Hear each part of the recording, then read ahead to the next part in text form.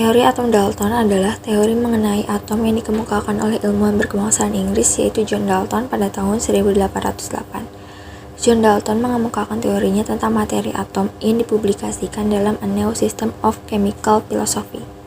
Hipotesis Dalton digambarkan dengan model atom sebagai bola pejal seperti tolak peluru. Teori atom Dalton didasarkan pada anggapan yang pertama, semua benda terbuat dari atom. Yang kedua, atom-atom tidak dapat dibagi maupun dipecah menjadi bagian lain.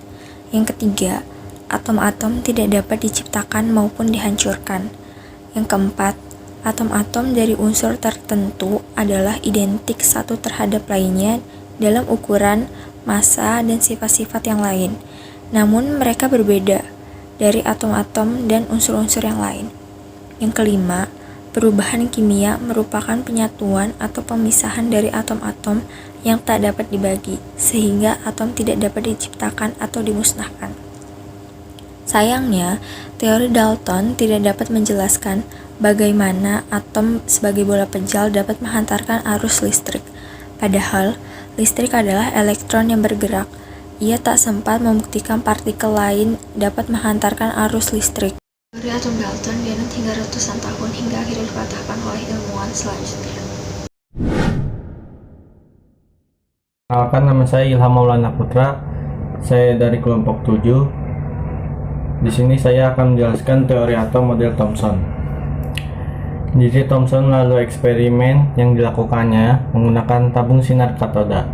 Menurut J.J. Thomson, atom berbentuk bulat di mana muatan listrik positif yang tersebar merata dalam atom dinetralkan oleh elektron-elektron yang berada di antara muatan positif.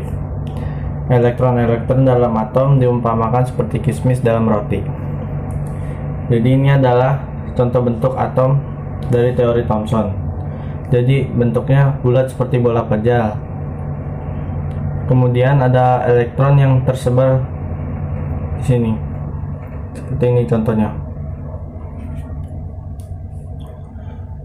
Kelebihan teori Thomson adalah 1. Dapat menjelaskan bahwa elektron merupakan partikel subatomik. 2. Dapat menjelaskan adanya sifat listrik atom. 3. Atom bersifat netral. Kelemahan model atom Thomson adalah 1. Tidak dapat menjelaskan susunan muatan positif dan negatif dalam atom. 2. Tidak dapat menjelaskan adanya inti atom.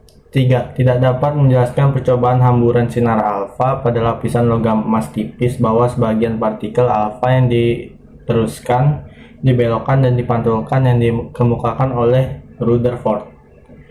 Mungkin sekian teori Thomson dari saya. Terima kasih.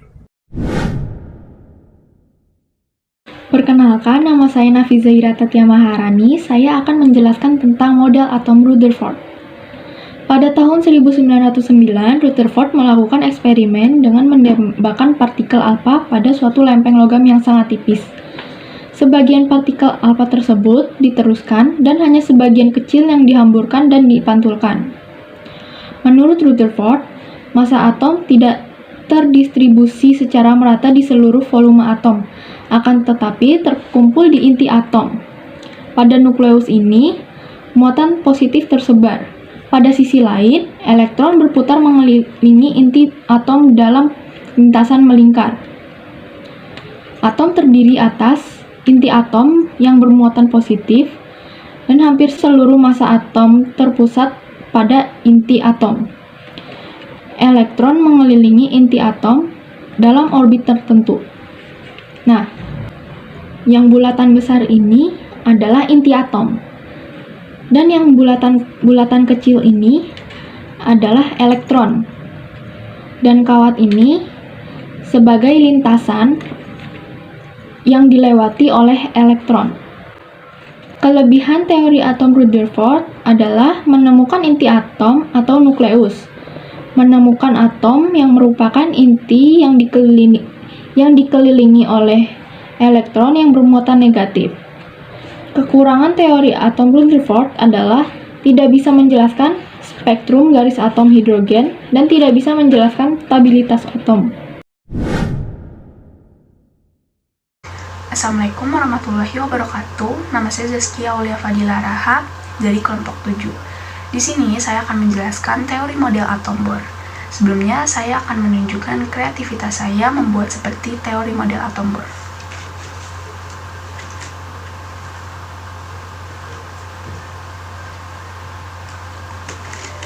Lanjut ke penjelasannya. Siapa sih orang yang pertama kali menemukan teori model atom Bohr? Orang yang pertama kali menemukan teori model atom Bohr adalah Niels Bohr. Niels Bohr mengajukan teori atom Bohr ini pada tahun 1915 karena model atom Bohr merupakan modifikasi atau pengembangan dari teori atom Rutherford. Kenapa sih Niels Bohr itu mengembangkan lagi? Karena atom Rutherford mempunyai kelemahan yang bertentangan dengan hukum fisika dan Maxwell. Oleh sebab itu, Niels Bohr memperbaiki teori model atom Rutherford pada tahun 1913. Hal itu diawali dengan pengamatan Bohr terhadap spektrum atom. Pengertian model atom Bohr. Model atom Bohr mengemukakan bahwa atom terdiri dari inti berukuran sangat kecil dan bermuatan positif dikelilingi oleh elektron bermuatan negatif yang mempunyai orbit. Rutherford juga masih belum bisa menjelaskan lintasan elektron.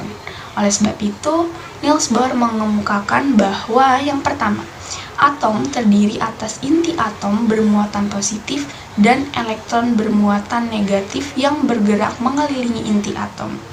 2. Elektron bergerak mengelilingi inti atom pada jarak tertentu yang disebut lintasan elektron. Yang ketiga, selama bergerak mengelilingi inti atom, elektron tidak memancarkan maupun menyerap energi. Yang keempat, elektron dapat berpindah ke lintasan yang lebih tinggi dengan menyerap energi dan dapat pula berpindah ke lintasan yang lebih rendah dan memancarkan energi. Teori atom Bohr juga mempunyai kelebihan dan kelemahan. Kelebihannya yaitu yang pertama, dapat menyempurnakan kelemahan teori model atom Rutherford. Yang kedua, dapat menjelaskan dengan jelas spektrum hidrogen. Yang ketiga, menjelaskan bahwa atom terdiri dari kulit-kulit dengan tingkat energi tertentu. Meskipun mampu menyempurnakan kelemahan teori atom Rutherford, teori atom Bohr juga mempunyai kelemahan. Yang pertama, tidak dapat menjelaskan spektrum atom lebih besar dari hidrogen. Yang kedua, tidak dapat menerangkan efek Zeeman. Saya rasa segitu saja penjelasan mengenai teori model atom Bohr. Wassalamualaikum warahmatullahi wabarakatuh.